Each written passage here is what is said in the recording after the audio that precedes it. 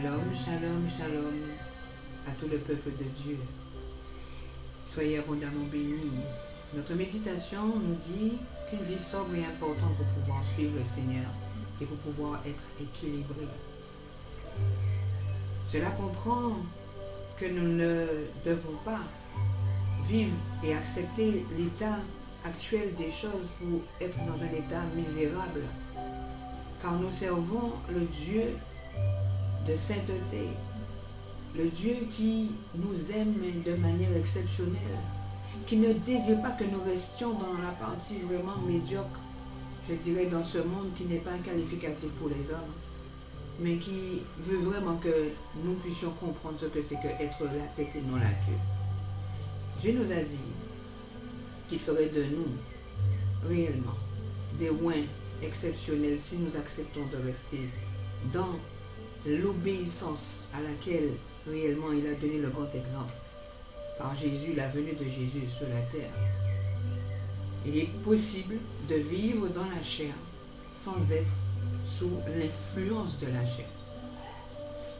En cet instant, comprends ce que Dieu veut te dire par ses paroles. Tu as la capacité d'être quelqu'un de sobre.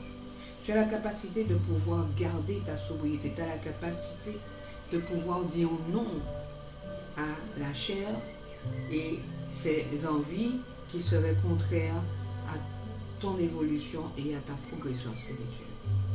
Pourquoi la sobriété? Parce qu'aujourd'hui, trop de gens ne sont plus sobres. Parce qu'il y a tellement, je dirais, de choses qui sont proposées pour pouvoir dire ça me donne plus de sensations d'euphorie et de bien-être.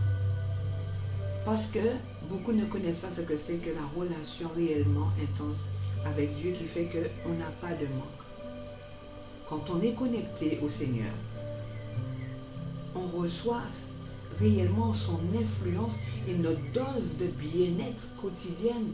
Et c'est la raison pour laquelle cette parole dit que l'homme ne vivra pas de pain seulement, mais de toute parole qui sort de la bouche du Seigneur. Entends cette parole et comprends-la. Mais comprends-la dans la dimension de vouloir être libéré et guéri de tout ce qui te fait la guerre et qui te faisait la guerre jusqu'à aujourd'hui. Tu as la capacité de pouvoir recevoir et être influencé par ce qui est bon si tu pousses ce qui est mauvais chaque jour. Dis simplement merci Seigneur pour chaque jour et aide-moi pour tout le reste. Merci Seigneur pour chaque jour et aide-moi pour tout le reste. Sans ta force, je n'y arriverai pas. Sans ton courage, je n'arriverai pas non plus, Seigneur. Mais avec ton aide, par la puissance du Saint-Esprit en moi et par le nom du Yeshua Hamashiach, qui est Jésus le Sauveur, j'ai déjà gagné toutes les batailles. Avec un simple oui et un non ferme pour ceux qui ne me construisent pas. Entends cette parole en ce matin. Et qu'elle produit en toi réellement une source abondante. Une source abondante qui va continuer réellement de croître et pour pouvoir jaillir sur les autres. Et de ce fait, tu pourras bénir ceux qui font ton quotidien.